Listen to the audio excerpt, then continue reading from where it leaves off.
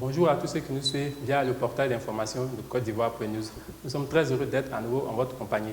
Ce journal d'information en ligne a pour vocation de vous mettre au parfum de tous les faits marquants de l'actualité ivoirienne du moment. Sans perdre un instant, prenons ensemble connaissance de notre sommaire du jour. Procès de Robert Gueye, les principaux accusés condamnés. Affaire Aurier, dans l'attente du verdict.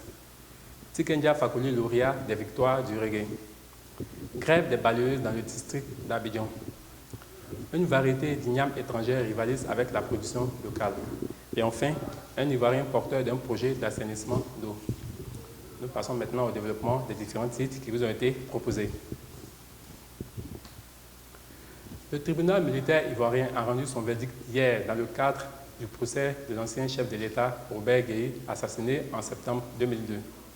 À l'issue de ce marathon judiciaire, la perpétuité a été requise pour les deux principaux accusés, à savoir le général Drogou Bruno et le commandant Anselme Seka.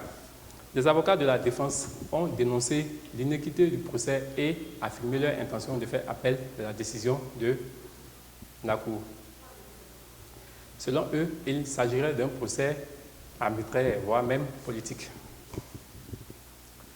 Le défenseur ivoirien Serge Aurier, évoluant avec le club de Paris Saint-Germain, fait actuellement la une de l'actualité sportive depuis sa sortie ratée du week-end dernier.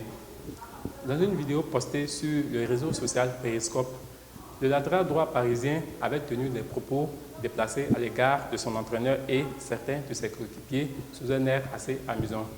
Très vite, cette affaire a pris une tournure importante, privant ainsi le joueur d'une place de titularisation mardi dernier en Ligue des Champions face à Chelsea.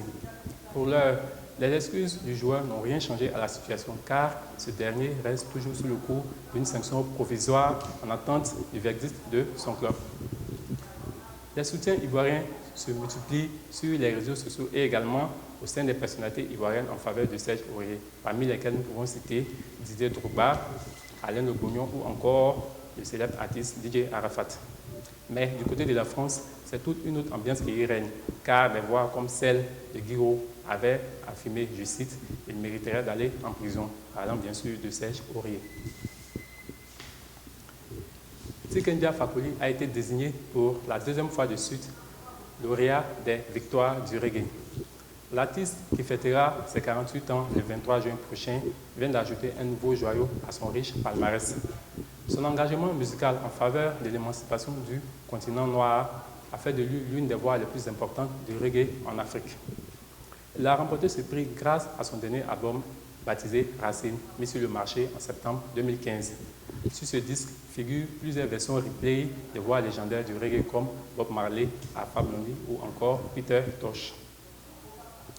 Le lundi dernier, les femmes chargées de l'entretien des routes dans le district d'Abidjan ont lancé un vaste mouvement de grève généralisée dans plusieurs communes de la capitale économique.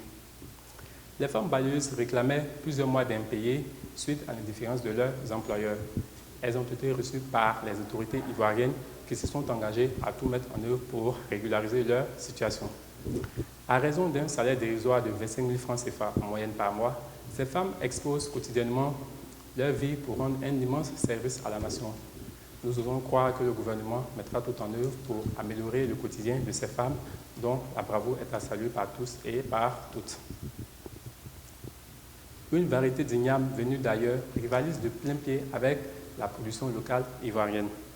Connue sous l'appellation C18 ou encore igname Cameroun, l'espèce venue du pays de Paul Biya est très prisée par les consommateurs ivoiriens situés dans la ville de Bouaké.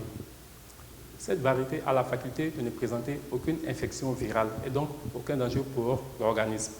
Mais le défaut majeur qu'on lui trouve est lié à sa date de péremption. Au bout d'un laps de temps, l'igname Cameroun n'est plus comestible, contrairement aux variétés locales qui conservent toute leur saveur au fil du temps. Un Ivoirien vient de mettre en place une solution écologique susceptible de faciliter l'accès des populations rurales à l'eau potable. En collaboration avec une start-up française, le dénommé Thomas Kakou a installé en Côte d'Ivoire une valise solaire, plus précisément dans le village de Saïoué. Cette valise transforme l'eau et l'assainit pour la rendre consommable sans danger. De tels projets méritent à coup sûr des encouragements et et un accompagnement de la part du gouvernement pour qui l'accès de toutes les couches sociales à l'eau potable est une priorité. Vous pouvez retrouver l'intégralité de cette édition sur notre compte Twitter ci-point-news. Merci de nous avoir suivis et à la semaine prochaine.